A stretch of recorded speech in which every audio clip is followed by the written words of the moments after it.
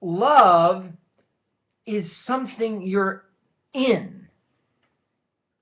You know, it's very interesting how language encodes deep metaphysical truths in a very, very subtle and interesting way. Love, when you are love, it is a thing that you're in.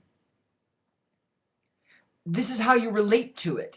This fundamental existential relation between I am love because I'm in love is central to what reality is. You're in love. Literally, this is encoded in the very process of life, in which the embryo finds itself in a blissful kind of womb white state.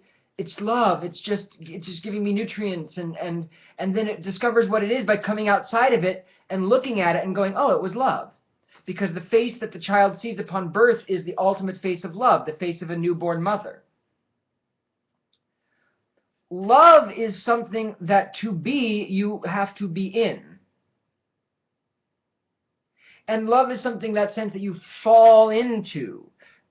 These reoccurring metaphors are deeply revealing about the structural implications of love and therefore the structural implications of reality. Because reality ultimately is love. And so you're in love. So how does that mean you should relate to your consciousness? If God is love and God is the truth and the totality, then what does it mean to say you're in love? It means you just fall in love with your consciousness. Because ultimately your consciousness can only understand itself by seeing what it isn't. You know, it understands something that it's in. And you're in love. You see, the promise of God, and especially the Christian promise, is that you, with the help of God, ultimately are going to become love, truly, as an existential concept that grounds reality, and that you can be. You can be love only by being in love. And if you actually stop with that just as a statement, a lovely little bromide, you don't get the implications. What are the implications for you becoming love? What might that mean about what you become ultimately in the totality of consciousness? What you become is love, which you recognize that you're in.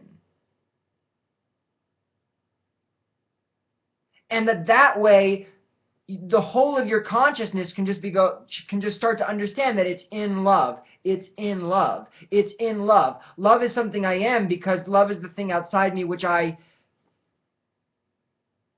let myself be in. And my will can then organize itself to finding that loving relationship toward the thing I'm in, which is love. And what that means for how you have to relate to other people, because they're in love with you, in a sense, is that you really have to accept the other. Really, because ultimately you will just see how the other, in some mystical way, made you you. And so you forgive. Because there is no you without that. And even when that's hard to swallow, the ultimate transcendence is realizing because Christ is so good, it was all worth it. And I can forgive and move on because I know I'm loved, because I know I'm in love. And I'm in love with love. It all sounds so general in a way, but these are the existential dynamics by which God understands himself, and he encodes these existential dynamics in the world, in the processes of the world, revealing its own loving structure to itself, revealing its own loveliness to itself. That's why the world is not God. The world is, in a sense, a metaphorical presentation in process of God's loving singularity. It kind of is all a metaphor of God. All of creation is a metaphor of God's own loveliness and God's own process of love and process of being in love and becoming love. It's encoded everywhere. Reality is creation. It looks like creation. It's all, phalluses and vaginas and wombs. That's what reality is. It's the stalk and the flower.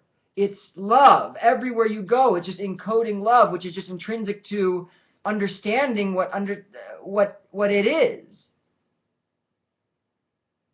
And all the ways we talk about love encode why love is structurally correct, because it's a thing that to be you are in. It's a thing that you move towards through a kind of fall. And what is a fall but a surrender to gravity? And gravity itself is love. So you fall in to the attraction to love forever by becoming love.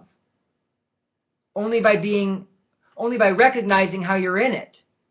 So the subject-object distinction loosens, because in love the subject is the object and the object is the subject, and there is an existential unification between the two, which is the existential unification ultimately that a baby has towards the first image it sees as it emerges from love, which is the mother's face.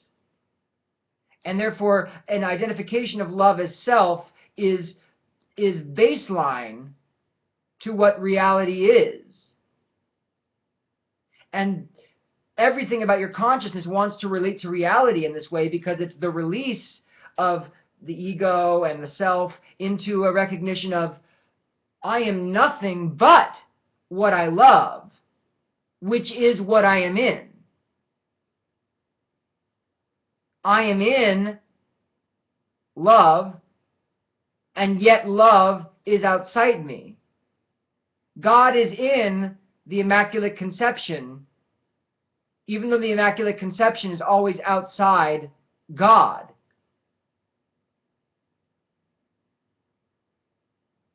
Love being the truth has to be understood in being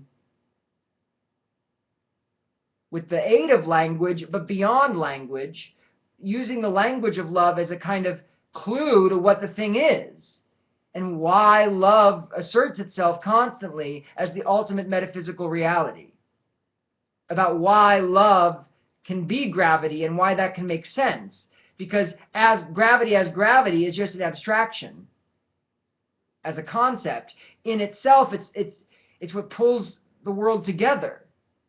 In itself, it's love. It's all love. It's all a manifestation of being's exuberance towards love, manifesting itself in form. And so consciousness, recognizing that it is love, recognizes that the thing that it's in is love. Transform your spirit and be in love just by knowing it and then finding it within you.